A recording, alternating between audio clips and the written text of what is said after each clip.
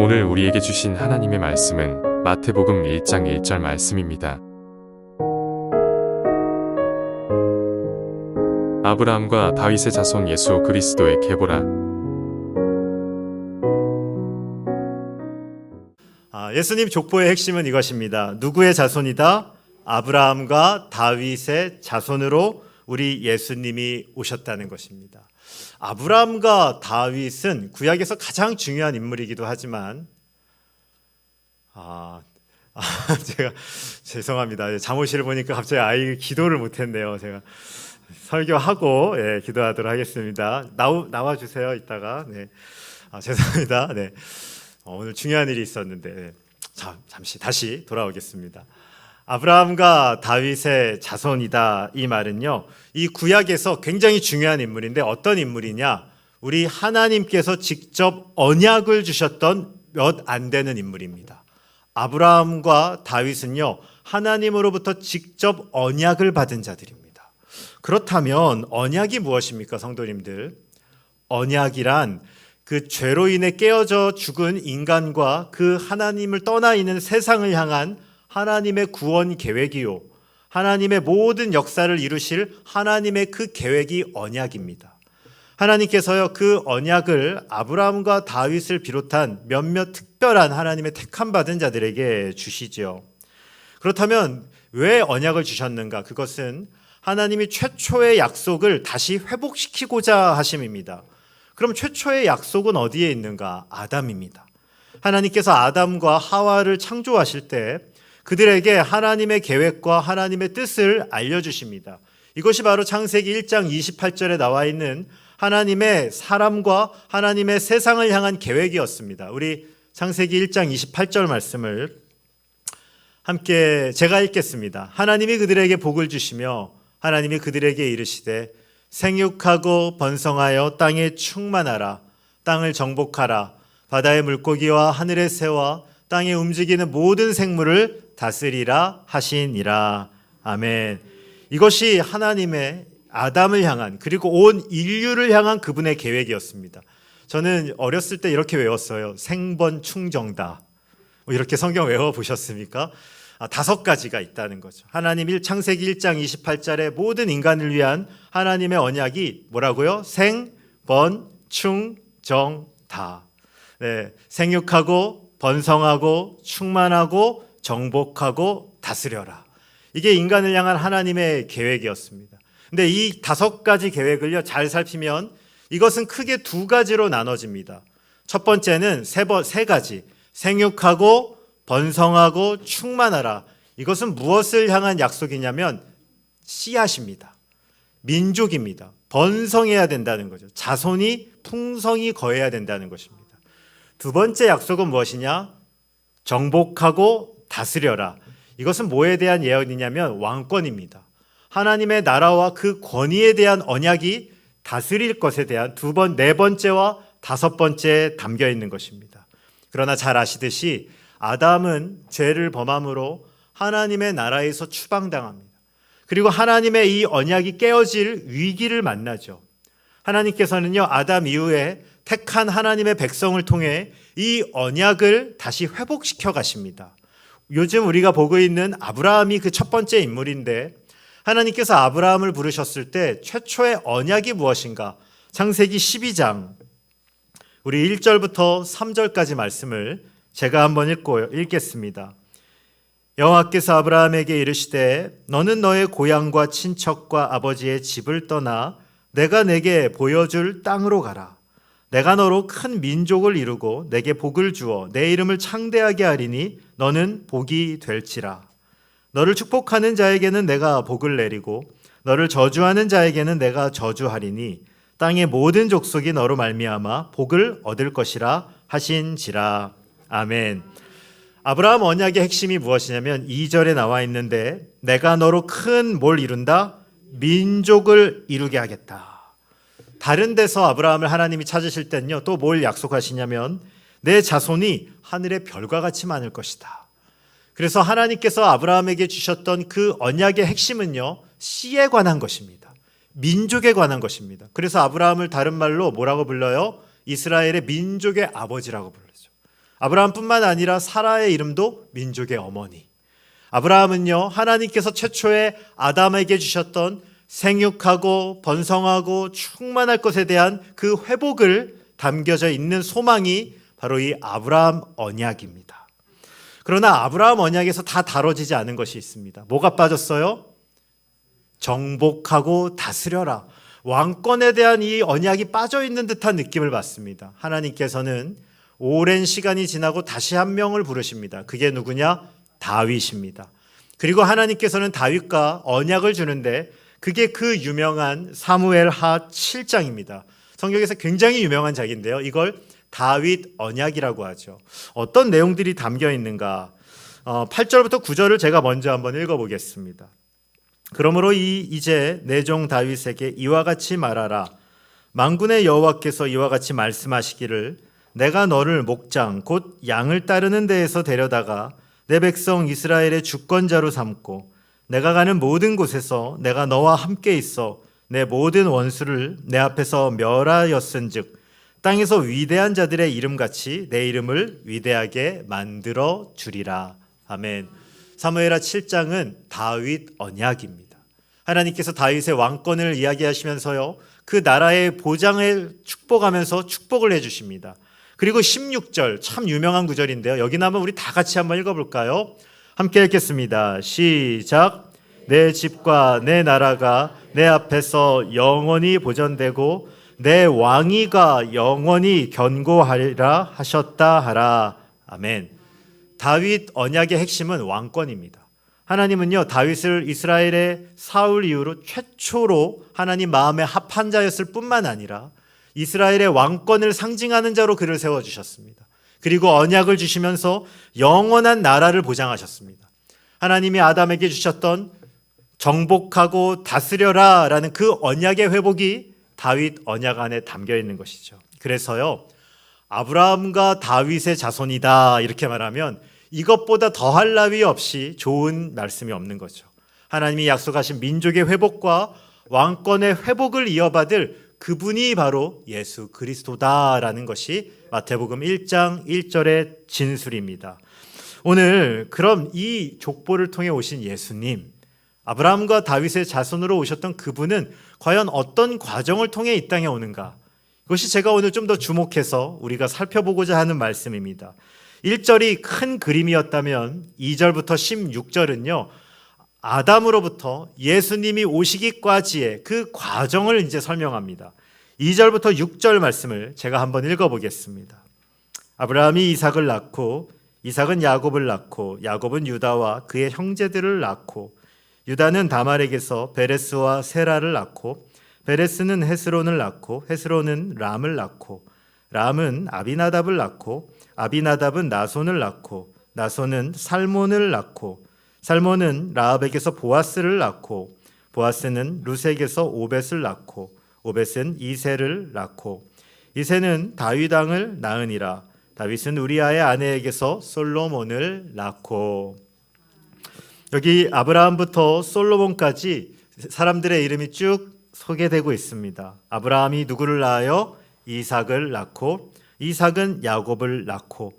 성도님들 쭉 족보를 보시면요, 성경에 이 족보에 기본적으로 남자가 나오는가요? 여자가 나오는가요? 남자가 나옵니다. 그런데 이 족보는요, 남자가 나옵니다. 주로 여자의 이름은 이 족보에 올라가지가 않습니다. 아브라함이 사라에게서 이삭을 낳고가 아니라 아브라함이 이삭을 낳고, 이게 그냥 족보의 저술입니다. 여성분들이 오늘 좀 더 많은 것 같은데 좀 서운하시죠? 네. 이거 하나님 나라 가셔서 한번 물어보시면 좋을 것 같아요. 당시에는 여성의 족보, 이 권위가 이렇게 강하지 않았다라는 생각들을 우리가 하게 됩니다. 그런데 여기 족보에 보시면 여자들 이름이 나오기 시작합니다. 3절에 보시면 유다는 다말에게서, 5절은요 살몬은 라합에게서, 또 5절에는 보아스는 루색에서, 그리고 6절은 다윗은 우리아의 아내에게서. 이 여인들의 이름 다 비범한 여인들인 거 성경을 좀 읽으신 분들이라면 아시리라 생각합니다. 다말, 라합, 룻, 우리아의 아내, 공통점이 있습니다. 첫 번째, 이 사람들 4명은 전부 이방인입니다. 유대인이 아닙니다. 이방인입니다. 다말은 가나안 출신, 라합은 여리고 사람, 룻은 모압 여인, 우리아의 아내는 성경을 보시면 우리아가 헷 사람이에요. 그러니까 이 여인도 이방인이었다는 것을 우리는 알게 됩니다. 실은 이 여인들은요, 족보에 기록될 만한 여자들이 아닙니다. 제가 마태였다면요, 마태복음을 썼다면 이 여인들 안 썼을 것 같아요. 차라리 누굴 썼을 것 같아요? 사라 썼을 것 같아요. 사라 얼마나 좋아요. 민족의 어머니 폼나잖아요. 아브라함이 사라의 정통성에 아무도 이의를 제기할 사람이 없습니다. 사라 하면요, 우리 민족의 최고지. 그런데 오늘 쓴 여인들 이름 다 살펴보십시오. 참 이상하지 않습니까? 시아버지하고 관계에서 자녀를 낳은 게 다말입니다. 게다가 다른 여인들 보십시오. 라합은 전직 술집 출신, 룻은 이방인인데다가 재혼입니다. 그리고 밧세바는 어때요? 소개 자체가 웃기지 않습니까? 우리아의 아내입니다. 이거 이름 자체가 웃긴 거죠. 다윗의 아내가 아니고 우리아의 아내입니다. 뭘 얘기하는 거예요? 간통했다는, 간음한 것입니다. 그것을 여기에 이야기를 담고 있습니다. 남편이 있는 여인과 관계에서 솔로몬이 나왔다는 거죠. 마태복음 1장은요, 오히려 이들의 이름을 숨기는 게 아니고요, 전면에 부각시키고 있습니다. 아니, 다말, 라합, 룻, 밧세바, 하나같이 문제 있는 여인들입니다. 족보에 올려서는 안 되는 겁니다. 그런데 왜 하나님께서는 이 마태복음 1장에 이 여인들의 이름을 넣어놨을까? 오히려 이렇게 말하는 것 같아요. 저는 깨어지고 부서지고 그리고 유명하지 않고 아픔이 있는 이 여인들의 이름을 족보에 넣는 것, 오늘 우리를 향한 위로가 된다. 저는 이렇게 생각합니다. 하나님께서는요, 우리의 약점과 우리가 연약함이 있다고 우리를 쓰지 못하시는 분이 아니라는 것입니다. 우리 약함과 우리의 연약함은요, 하나님의 역사에 비하면 아무것도 아닌 걸 믿으시기 바랍니다. 교회에 오셔서 때로는 우리 집안은 너무 초라해, 우리 집안에는 너무 연약한 사람이 많아, 성도님들 여기에 집중하시지 않길 바랍니다. 우리 집안에 어떤 일이 있다, 이게 중요한 것이 아닙니다. 우리는 다 허물이 많습니다. 하나님의 현미경으로 바라볼 때 죄가 없는 사람이 아무도 없습니다. 우리는 죄인을 부르셨죠. 하나님께서 연약한 자들을 부르셨습니다. 그러나 중요한 것이 있습니다. 그런 나를 하나님이 부르셨다. 그런 나를 하나님의 생명책에 이름을 넣으셨다. 따라해 볼까요? 하나님께 더 집중합시다. 네, 예배에 나올 때 우리가요, 항상 하나님께 더 집중하는 것입니다. 사람은요, 하나님을 사랑하는 마음으로 보는 것이죠. 하나님께 더 집중하는 것입니다. 오늘 이 예배, 혹시나 우리 집안에 룻이거든, 다말이 있거든, 라합이 있거든, 상관하지 마십시오. 오늘 하나님께서 그런 연약한 우리를 부르셔서 하나님의 나라의 자녀 삼아 주셨음을 자랑하고 그것으로 인해 기뻐할 수 있는 모든 성도님들 되시길 주님의 이름으로 축원드립니다. 본문 7절부터 11절까지 제가 한번 읽어보겠습니다. 솔로몬은 르호보암을 낳고 르호보암은 아비야를 낳고 아비야는 아사를 낳고 아사는 여호사밧을 낳고 여호사밧은 요람을 낳고 요람은 우시야를 낳고 우시야는 요담을 낳고 요담은 아하스를 낳고 아하스는 히스기야를 낳고 히스기야는 므낫세를 낳고 므낫세는 아몬을 낳고 아몬은 요시야를 낳고. 우리 11절 함께 읽겠습니다. 시작.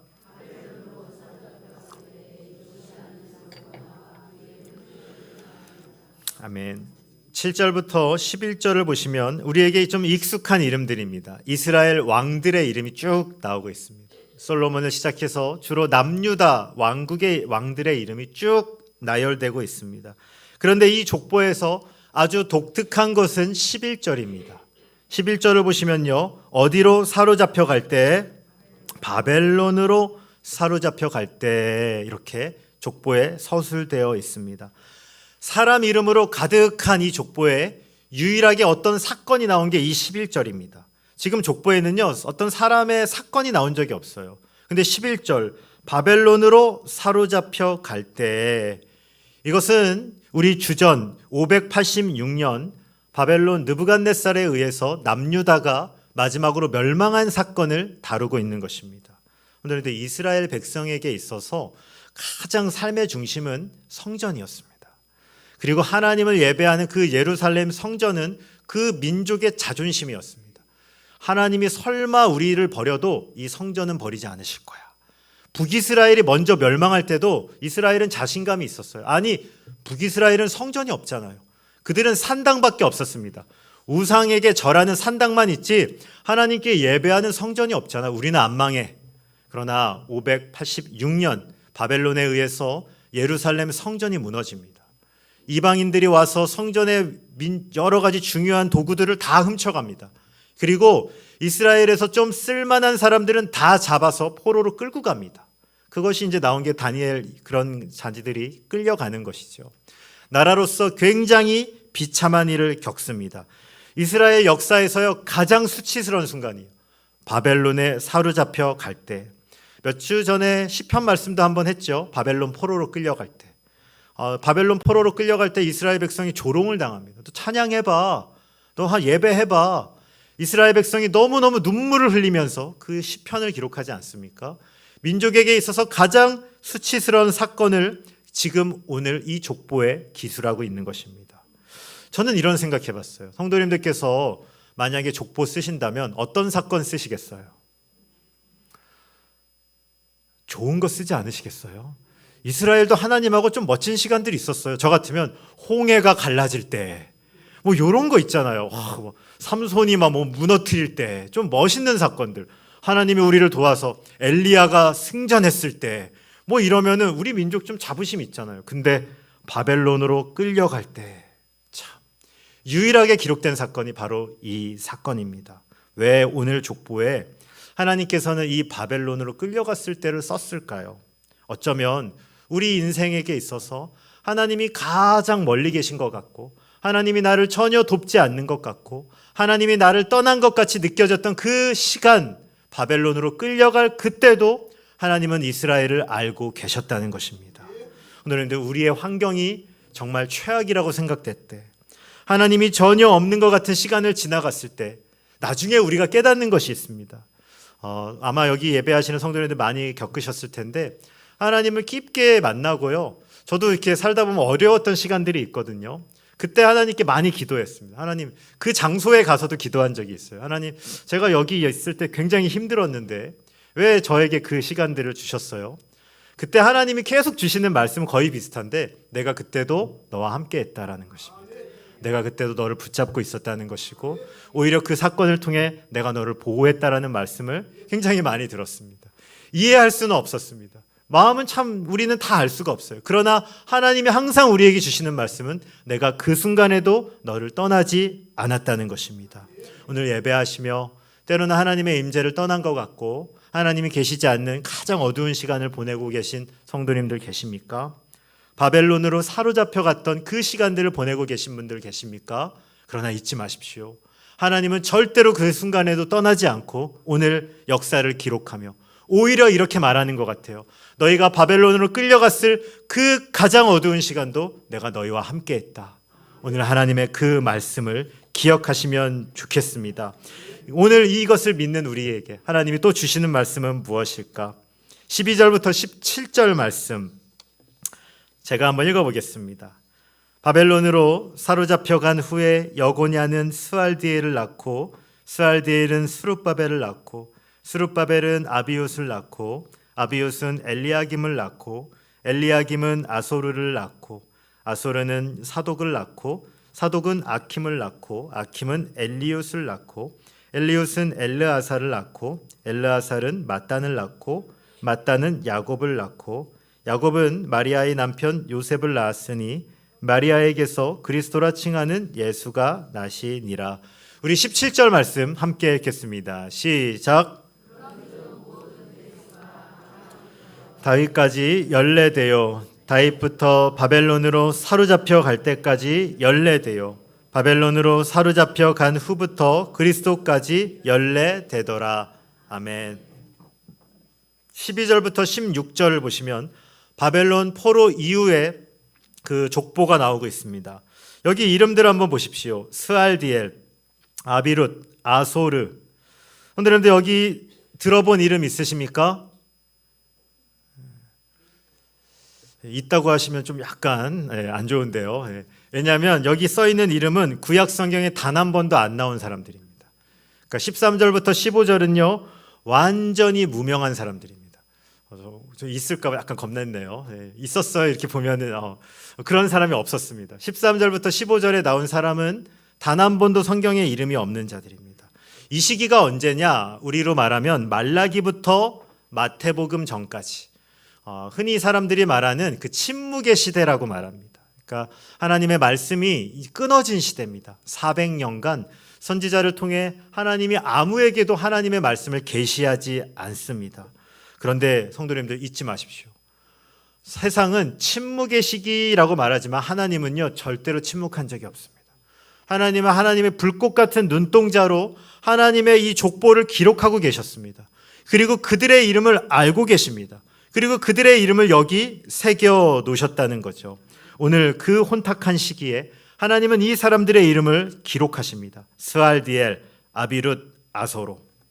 때로는 우리는 아브라함이 되고 싶습니다. 때로는 우리는 솔로몬이 되고 싶습니다. 그러나 그것은 하나님의 주권입니다.